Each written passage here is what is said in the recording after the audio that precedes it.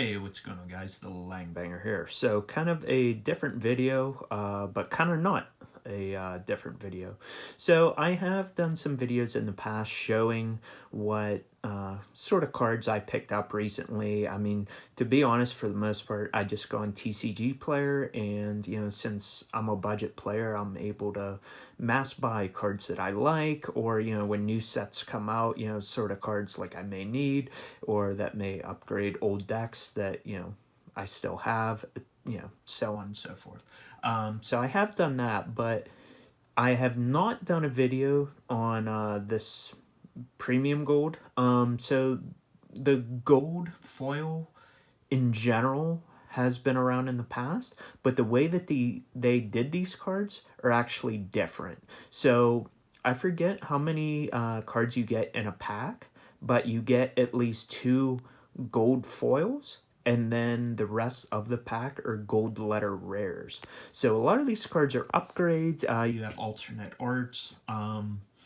Yeah, I'll just go into what cards I got out of the set. There are some cards that I do still want to get, but I was not able to obtain. Like I wanted to get Infinite Impermanence. I was kind of just seeing if the price was going to go down. Plus, again, like I said, I'm pretty budget, so even if the card is only like $20 at the time of making this, yeah, I was real iffy on that. But yeah, let me just showcase what this foiling looks like. I mean, this is absolutely unreal.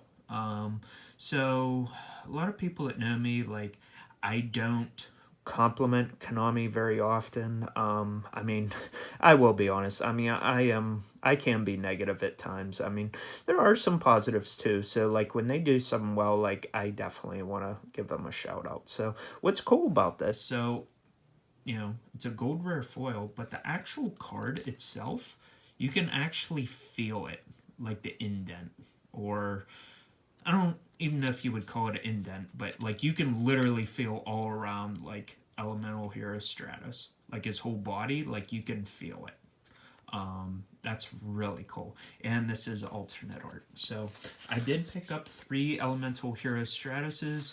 So I really enjoy doing old format duels. So in regard to DDT, PC Monarchs, I'm sure that there's some other decks that would use this, so that's why I decided to pick this up. Plus, this card is actually at 3 right now, so it's not like I got this just for old decks. So if heroes were to become good again, or I could find some sort of version that I really like, then hey, I got a alternate art. So I also got 3 anti-magic arrows.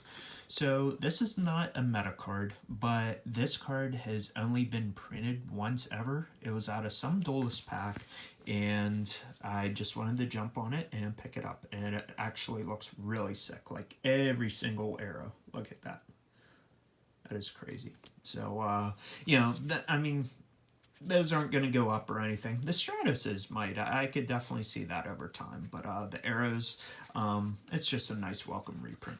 So here's the gold letter rares. So you can see that the card is not foil, but it's just like a rare, but gold lettering. So they reprinted and upgraded all the barrier statues.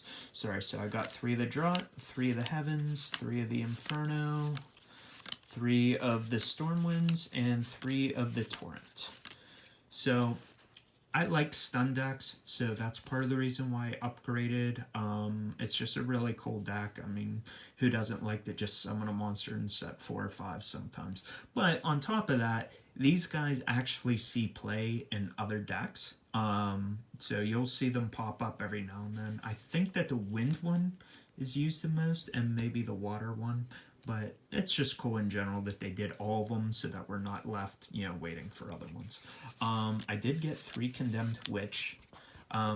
So I've always liked fairy cards, and also the fact that you can just search for a forbidden quick play spell. That's really cool. So you can go for Chalice, that would be the big one.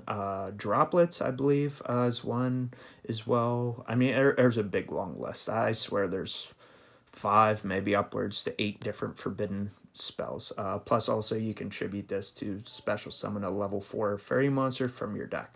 So that's a quick and easy way to Bountiful Artemis. I'm not saying that's meta, but, you know, I've been waiting years and years for this to be reprinted. I probably should have got it years ago, but I did not, and then it kind of went up in value because of Forbidden Droplets coming out, so this was a very welcome reprint.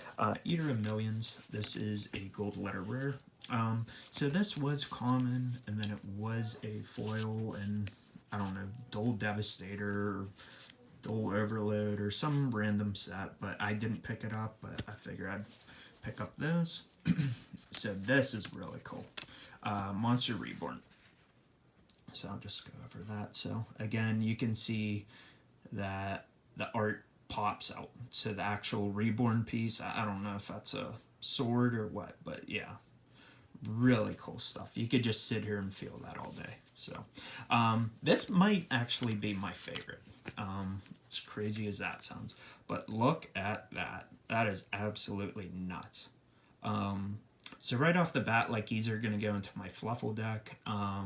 I mean, Polymerization is always a card that, you know, pops up every now and then. So fusion monsters aren't, like, uber broken or anything right now, but it's always good to have copies. So I'm very, very happy about that. So then you have this Super Robot Destroyer. That was just a lot of money for no reason. I mean, I do use, you know, Kaijus, Time Lords, and all that, so maybe there might be a way I could go into that, but that was just kind of a card that's money for no reason, so that's why I figured I'd pick up the reprint. Trade-in. So I do not own any foil versions, I just have old foreign commons, so this was a cool little upgrade. I don't really like using foreign cards anymore either, so I'll probably just put my foreign commons in my book, and yeah, that was just a nice reprint. Another nice reprint. So even though Trickstar, you know, hasn't been good for I don't know how long now, Trickstar Reincarnation. So that was a card that was always some sort of money. So this is a very welcome reprint, just a gold letter rare. So kind of showcase that offer. So nothing too wild there. Then my last card is Unexpected Die. So this did originally come super. It might have been ultra in a set, but then common, so I just figured I'd just do a little upgrade. So you can see that I did get quite a number of cards out of this set. There were some other ones that you could pick up, like a lot of the hand traps are in here, and there's alternate arts, like there's an alternate art, Ash Blossom, Ghost Ogre. Those are two I can think of off the top of my head. I mean, Harpy's Feather Duster is in here as a gold foil. Appaloosa has alternate art, so it's a really cool set. I'd be curious to see, you know, the final values of all these cards, you know, over time.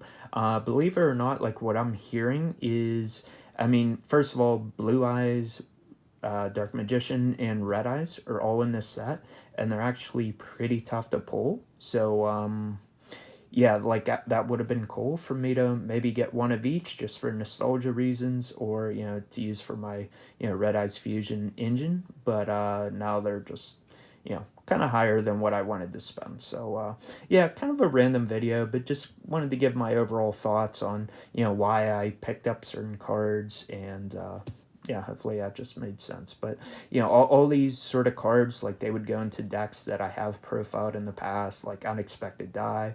I've done Gladiator Beast before. I think I even used that in Ignites way back in the day. Trade-in, like, you're going to see that in a profile coming up here. I built Gren Maju. Polymerization, you know, Fluffle. Trickstar Reincarnation, I don't have a deck for that right now, but I'm kind of thinking maybe someday we could get Light Stage to 2 or 3, and if that happens, then I could see a full Trickstar deck being possible. So, alright, yeah, enough of my rambling on. Thanks for watching, and have a good day. Peace.